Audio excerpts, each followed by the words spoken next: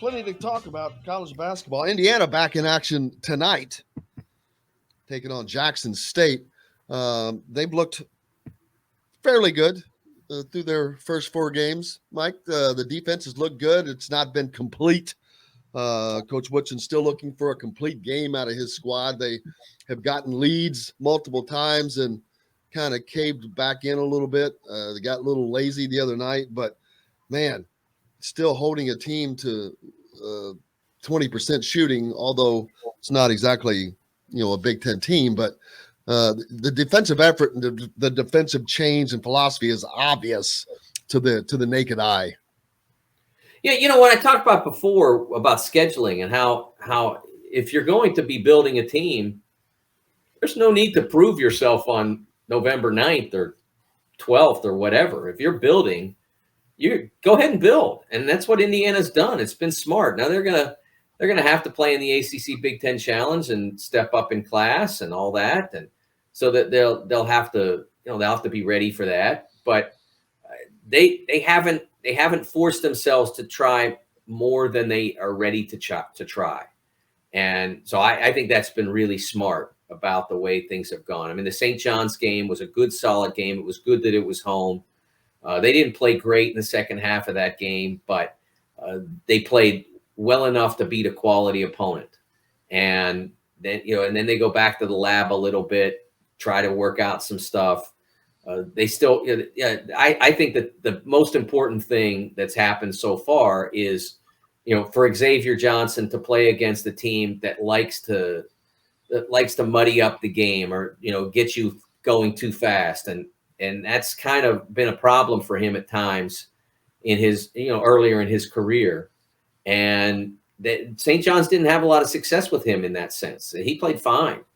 And so I think they're in really good position, and they can be one of those teams that, although they've only contributed one significant win to the Big Ten's cause, they can look around and sort of smile quietly that a lot of other teams that were expected to be good in the first half of the league, Maryland losing to George Mason, Rutgers losing to Lafayette.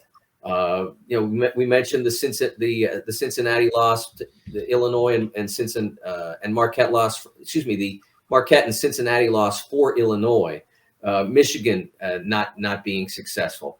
Indiana can sit there and say, hey, you know what? Maybe we can finish even higher than we thought. Maybe there's more out there. Let's keep grinding. Let's keep getting better. Let's keep working to incorporate the coach's vision, because I'd say right now, with the way the league has developed over the first two weeks of the season, that Indiana can look at it and say, hey, if we hit our targets, we can be in this. I mean, they may not be able to reach Purdue's A level, but they can be in it. And if you're in it, then you're looking at an attractive seed and March and all that stuff. Kevin? I was going to say, I think the thing, the switching defense and the in-your-face, I think the fans really like that. They like the aggressiveness, and they're seeing guys diving on the floor. It is early. There are some bad teams.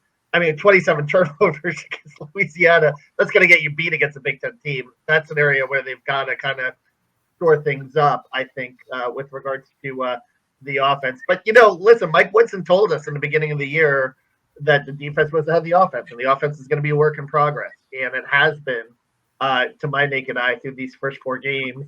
But they got a little bit of shooting in that Louisiana game, too. Parker Stewart finally hit some shots. Miller Kopp is a guy that they want to get going. And I think he's establishing a little depth, too, with that bench, and that second unit is playing pretty well. Yeah, we've all seen Miller Kopp play for multiple years at Northwestern, and he's not just a good deep shooter. He's a good mid-range shooter as well. So the struggles he's having are difficult to understand, but I still believe that it's going to come out. It just needs to get comfortable. I think maybe comfortable with a different role. I mean, at Northwestern, he was going to play a lot no matter what, because they didn't have anybody better than him as a scorer until Chase Adish came in last year. So I think that now fighting for minutes is probably something that's new to him. in the way that he has to fight for minutes now. I mean, in the past, he had to play well enough to earn 30 minutes. I mean, they didn't have anybody else better than him, but he still had to play well enough to stay out there. Now he has to fight for every minute he gets. And I think that's probably having a little bit of an impact on his confidence. And he's got to, he can get that back. And if he does, as I said, he's not just a deep shooter. I mean, he's really good mid-range. And with some of the things that Mike's running offensively, that would be a real important weapon for the Hoosiers. Yeah, shooting has been something that has been devoid of their attack for the last couple of years, and the other night we've got to see a little taste of that with whether it was Parker Stewart busting out for 16 points, kind of breaking out of his shell a little bit. I think a big part of that was getting out from behind the 3-point line and just getting into a shooting rhythm, because he pump faked when he hit that first jumper, not the 3-pointer, but inside. He was so smooth, and then it's like there's just other parts of his game that can come to life, and I think that those guys are still finding that. But man, they look better each time out. A lot of times the players or coaches will say you just need to see the ball go through the rim. It could be as simple as a layup. It could be a free throw. You just need to see it go through the rim to start to believe that it's going to go through. And I think that happened for Parker, and it's a good sign for Indiana. He's somebody that we thought coming into the year, between him and Kopp, that they were going to fill a void that clearly existed in last year's team. And so you got Stewart to do it, so you know that it's possible for Kopp to follow. It's just a question of when. Let's see. What else was I going to talk about? Oh yeah, and talk about another. That's a perfect example of Christian Lander, not necessarily seeing the ball go through the hoop, just seeing the ball go where it needs to go for you. Everything was going. He just looked confident. He looked very much like he belonged on the floor, more like a leader with the ball in his hands, as opposed to last year when he was more like a deer in headlights. Yeah, I've talked about this with the gentleman I know who works who worked in scouting, and he pointed out that the recent history, and this it's kind of a new thing. So the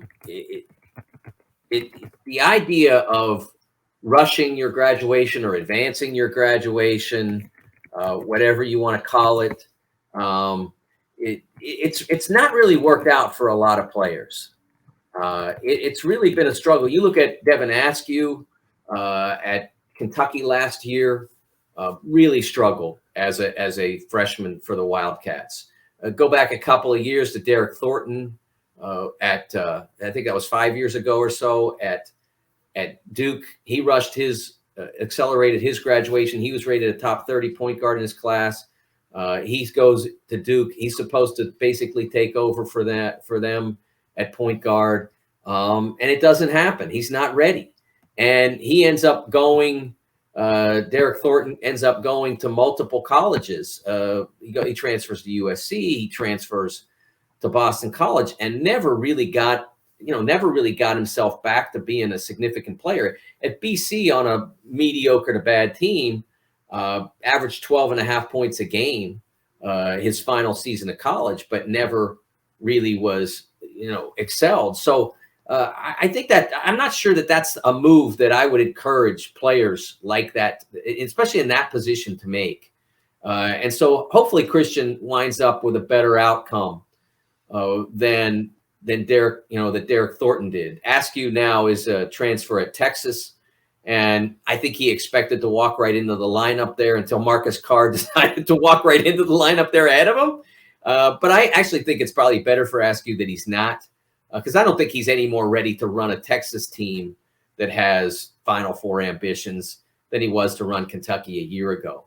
Whatever, what you want and what you're capable of doing are two different things. And so it's good that Christian has a couple of guards ahead of him. And so anything he delivers right now is a bonus. And that's not to say he can't climb ahead of the players that are higher than him on the depth chart. He certainly has a lot of ability, but there's no rush now. A year ago, there was a little bit of a rush because they were struggling with the schedule and with the team they had. Now, I mean, if he can contribute, great. If it takes a little while for him to get there, okay, they can live with that. They've got guys. But if he can be the dynamic playmaker that he is, then he, I think that there's a role for him. I do think that he can find a role on this team if he's ready to do the kinds of things he did against Louisiana.